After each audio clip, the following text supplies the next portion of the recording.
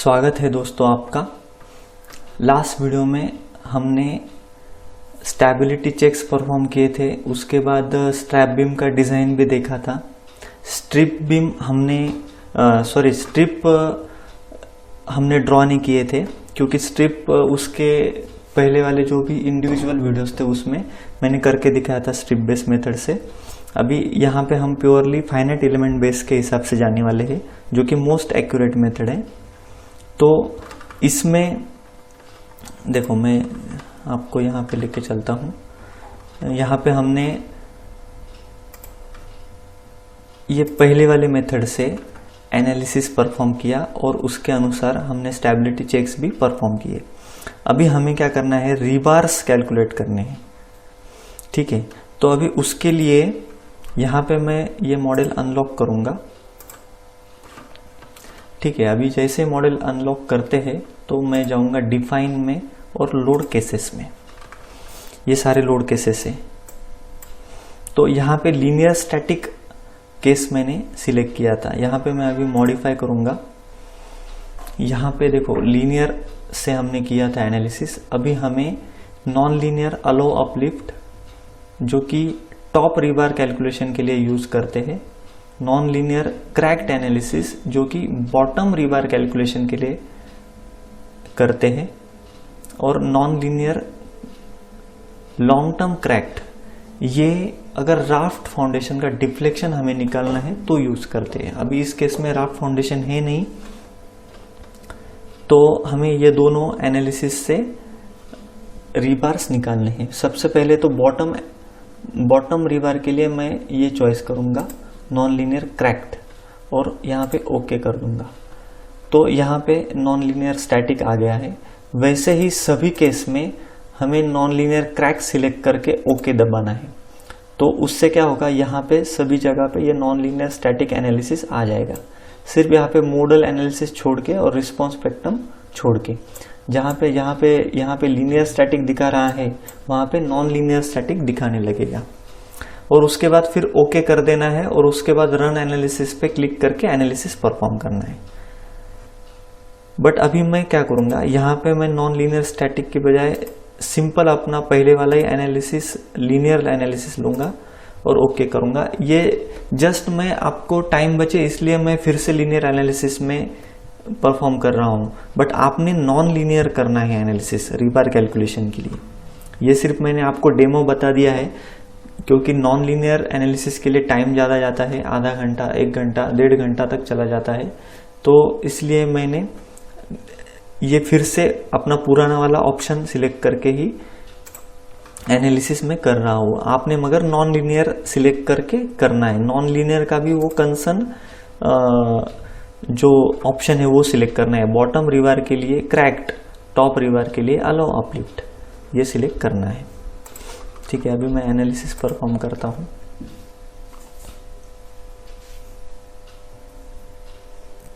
ये अपना analysis run हो रहा है।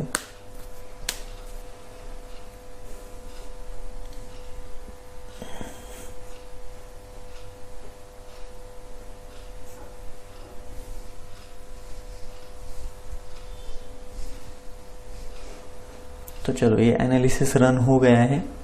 अभी मैं फुटिंग का डिज़ाइन करूँगा, इसलिए शो स्लैब डिज़ाइन में जाएंगे। शो स्लैब डिज़ाइन में फाइनाइट एलिमेंट बेस सिलेक्ट करना है, और यहाँ पे इम्पोज मिनिमम रेनफोर्सिंग के ऊपर टिक मार्क रखना है, क्योंकि वो as per IS code minimum reinforcing उसके ऊपर से कैलकुलेट करेगा। ठीक है, अभी फिलहाल हम बॉटम रेनफोर्समेंट देखते हैं। बॉटम रेनफोर्समेंट के लिए यहाँ पे डायरेक्शन 1 एंड यहाँ पे डायरेक्शन 2 बॉटम रेनफोर्समेंट के लिए। अभी डायरेक्शन 1 जो है वो रिबार्स हमें ले करने हैं अलोंग दी एक्स एक्सिस, और डायरेक्शन 2 के लिए rebars along the y axis. ऐसे हमें रिबार्स ले करने हैं, वहां पे कीप करने हैं, रखने हैं। तो यहाँ पे मैं पहले बॉटम रिबार अलोंग एक्स डायरेक्शन करूँगा और ओके कहूँगा। सॉरी, यहाँ पे मैंने ये नन ऑप्शन सिलेक्ट करना है और ओके कहना है। तो देखो, यहाँ पे इस तरह से अभी मैं किसी एक फुटिंग का मैं कैलकुलेट करके दिखाता हूँ आपको। ठीक है, अभी यहाँ पे देखो, यहाँ पे जैसे मैं माउस यहाँ पे घुमा रहा हूँ तो यहाँ पे रीबार एरिया बता रहा है mm² पर मीटर में। तो कॉलम के सेंटर में, जहाँ पे कॉलम है वहाँ पे ज़्यादा रेनफोर्समेंट दिखा रहा है, और जैसे कॉलम्स के सेंटर से दूर दूर जा रहा हूँ वैसे रीबार एरिया कम होता जा रहा है। तो अभी इस केस में क्या करना है, यहाँ पे देखो ये बीच में का ऑप्शन के ऊपर टिक मार्क करना है, typical uniform reinforcing specified below. तो यहाँ पे मैं बॉटम रेनफोर्समेंट की बात कर रहा हूँ। अगर 8 mm की बात करें, 200 mm सेंटर टू सेंटर, और मैंने यहाँ पे अप्लाई कर दिया, तो देखो 8 mm से यहाँ पे और रीबार दिखा रहा है। अगर मेरा कलर ये आ जाता है, जीरो रेनफोर्समेंट के लिए ही ये रीबार जो है वो रीबार का डाया और स्पेसिंग सेटिस्फाई होगा। तो अभी ये मैं 10 mm के लिए करके देखता हूँ, 10 mm के लिए भी नहीं हो रहा है, तो यहाँ पे मैं 150 mm करके देखता हूँ, नहीं, यहाँ पे 12 mm करके देखेंगे तो लगभग, अगर यहाँ पे देखो यहाँ पे हो गया है, यहाँ पे हो गया है, अभी यहाँ पे नहीं हुआ है। अभी इस कॉलम के अगर हम बात करें तो यहाँ पे अगर मैंने 100 कर दिया तो यहाँ पे हो गया, तो 100 से थोड़ा सा ज़्यादा करके देखते हैं, 120 में भी हो रहा है, सिर्फ यहाँ पे हो रहा है, अंदर नहीं हो रहा है। अंदर का मैं सॉल्यूशन बाद में बताऊंगा, पहले यहाँ का देख लेते हैं। 130 करके देखते हैं, 130 में नहीं हो रहा है तो फिर 120 यहाँ पे हो रहा है। ठीक है, अभी ये 120 हो रहा है। अभी एक्स डायरेक्शन की बात कर रहे हैं हम लोग। अभी देखो, मैं इसका एक डिटेलिंग का शीट है, सैंपल शीट बनाया है मैंने। अभी ये जो ग्रीन वाले जो रीबार्स है वो ऐसा पकड़ के चलो कि 12 mm डाया के 120 mm सेंटर टू सेंटर है ये, ओके। और इस वाले पोर्शन में क्या करना है, हमें एक्स्ट्रा रेनफोर्समेंट प्रोवाइड करने पड़ेंगे, एक्स्ट्रा रेनफोर्समेंट। तो वो रेनफोर्समेंट के लिए अगर मैं 120 के आधा करता हूँ, 60 mm करके देखता हूँ, तो ये देखो यहाँ पे हो गया है। तो ऐसे ही करना है हमें। मैंने पहले 120 करके रखा था, 130 कर किया तो यहाँ पे ये यहाँ पे दिखा रहा था नॉर्मल रेनफोर्समेंट है, तो 130 भी यहाँ पे चल जाएगा। 140 में करके देखता हूँ, 140 में यहाँ पे 1 mm², 2 mm², ये नॉर्मल है एक्चुअली, 140 भी चल जाएगा यहाँ पे। 150 करके देखते हैं, 150 में एकदम से ही नॉर्मल दिखा रहा है तो ये भी चल जाएगा यहाँ पे। तो 12 mm के 150 ये पकड़ के चलो, कौन से, ये 12 mm के 150 mm सेंटर टू सेंटर ये पकड़ के चलो। और यहाँ पे मैं अभी 12 mm के ही अभी 75 उसका आधा कर देता हूँ, तो यहाँ पे ये नॉर्मल दिखा रहा है फिर भी, तो फिर यहाँ पे ये कम करना पड़ेगा। इसका मतलब ये है कि आधे से, यानी कि वो जो 150 है वो नहीं चलेगा। 1 मिनट, अभी यहाँ पे मैंने 150 की आधा किया था 75, तो उससे नहीं हो रहा था, तो मैं 60 mm करके देखता हूँ, 60 mm से हो जा रहा है। 70 mm करके देखता हूँ, 70 mm से नहीं होता है। 65 करके देखता हूँ, 65 से भी थोड़ा सा बचता है ये, तो 60 mm भी परफेक्ट रहेगा, 60 mm परफेक्ट रहेगा। और उसका डबल किया तो 120 mm परफेक्ट रहेगा ये इस वाले पोर्शन में। इसका मतलब ये है कि ये 12 mm के 120 सेंटर टू सेंटर, और ये जो है ये एक रेड और ग्रीन का ये जो डिस्टेंस है वो 60 mm सेंटर टू सेंटर हो जाएगा इसके अनुसार, 12 mm का ये इस वाले पोर्शन में।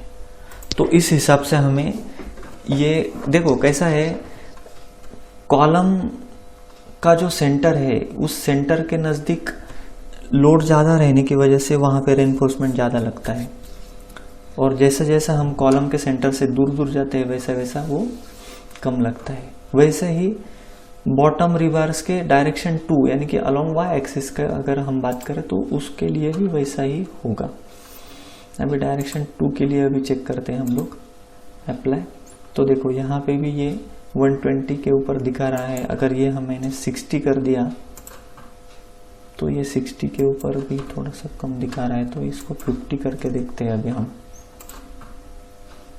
50 के ऊपर लगभग हो जा रहा है, ये नॉर्मल बच रहा है, तो ये यहाँ पे 50 लगेगा। 50 और डबल में 100 नहीं तो फिर दूसरा ऑप्शन ये भी है। देखो यहाँ पे मैंने समझो 150 यहाँ पे प्रोवाइड किया 12 mm का, ठीक है, ये हो गया। अभी यहाँ से लेके यहाँ तक ये पोर्शन में मैंने 12 mm की बजाय 16 mm किया। 16 mm के 100 करके देखा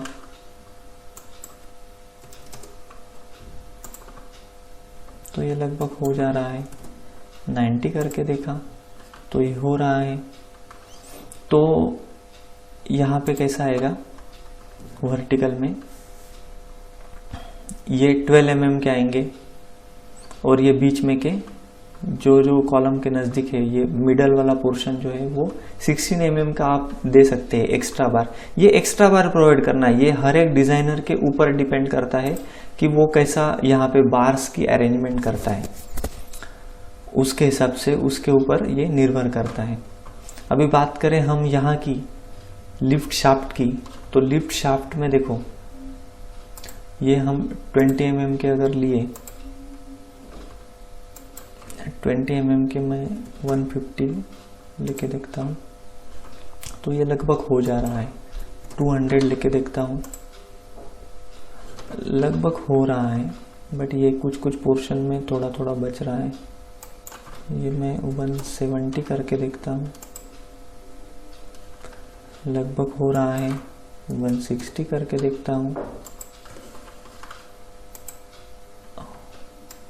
150 करके देखता हूँ, यहाँ पे हो रहा है। अभी यहाँ पे क्या करेंगे, डायरेक्शन 2 यानी कि ये सभी बार 20 mm के 150 डिस्टेंस को आएंगे और यहाँ पे एक्स्ट्रा बार आएंगे, यहाँ पे एक्स्ट्रा बार आएंगे, जो कुछ भी कैलकुलेशन होगा उसके हिसाब से। 150 अगर 75 अगर किया तो हो जाता है, यानी कि यहाँ पे दो 20 mm के बार में जो कि 150 mm डिस्टेंस था,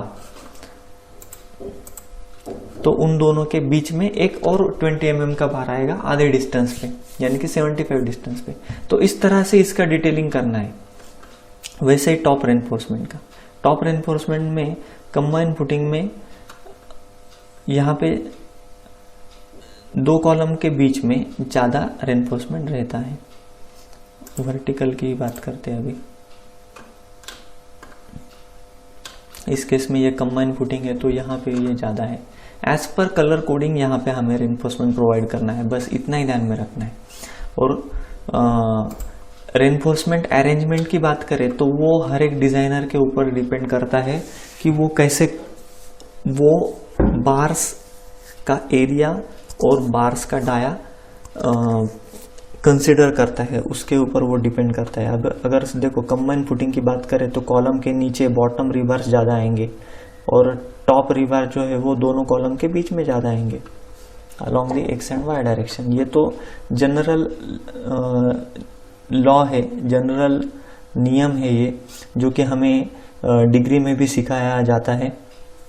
जहाँ पे भी सैगिंग रेनफोर्समेंट रहती है डाउनवर्ड डायरेक्शन, यहाँ पे लोड ज़्यादा रहता है, उसकी वजह से फुटिंग में सैगिंग रेनफोर्समेंट आती है। और यहाँ पे कंबाइन फुटिंग में यहाँ पे हॉगिंग रेनफोर्समेंट आती है, इसलिए यहाँ पे टॉप रेनफोर्समेंट ज़्यादा रहता है ना।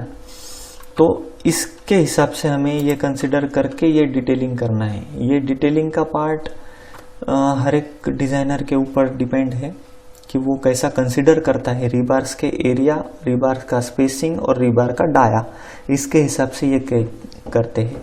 मैंने अभी मोस्टली ये डिटेल में बता दिया है, तो वो आपके ऊपर डिपेंड करते हैं। तो इस तरह से अभी हमने ये डिटेलिंग का पार्ट भी खत्म कर दिया है, डिटेलिंग का पार्ट भी खत्म हो गया है। ये इसमें ध्यान रखना है, बॉटम रिवर्स के लिए क्रैक्ड, टॉप रिवर के लिए अलाउ अपलिफ्ट, ये एनालिसिस करने हैं। ये डिटेलिंग का पार्ट भी मैंने दिखा दिया आपको। तो इस तरह से अभी हमने ये असाइनमेंट 1 पूरा कर लिया है। अगर आपको डिजाइन स्ट्रिप के बारे में कुछ डाउट हो तो मुझे आप बता सकते हैं, जो कि मैंने जो इनिशियल प्रॉब्लम स्टेटमेंट थे 3 या 4, तो उसमें मैंने पूरे डिटेल तरीके से वही स्ट्रिप मेथड ही किया था। फाइनाइट एलिमेंट मेथड मैंने किया नहीं था, क्योंकि देखो कैसा है, बेसिक जो चीज़ है वो इजी से अगर शुरुआत किए जाए तो आगे चल के हम हार्ड स्टेज तक जा सकते हैं। इसलिए मैंने पहले डिज़ाइन स्ट्रिप की मेथड से जो कुछ भी डिज़ाइन थे पहले के वो करके दिखाए थे। अभी जो हमें करना है एक्चुअल वो फाइनाइट एलिमेंट के हिसाब से ही करना है। Finite element method accurate method है, मेरा सजेशन यही रहेगा कि आप फाइनाइट एलिमेंट मेथड से ही जाओ। तो इस तरह से अभी ये असाइनमेंट कंप्लीट हो चुकी है। अभी नेक्स्ट वीडियो में हम क्या करेंगे, मैट फाउंडेशन डिज़ाइन करेंगे। मैट फाउंडेशन की असाइनमेंट लेंगे, यही सुपर स्ट्रक्चर का मॉडल रहेगा। उसके लिए हम अभी आइसोलेटेड फुटिंग इस असाइनमेंट में किया, नेक्स्ट असाइनमेंट में हम मैट फाउंडेशन करेंगे। Thank you friends.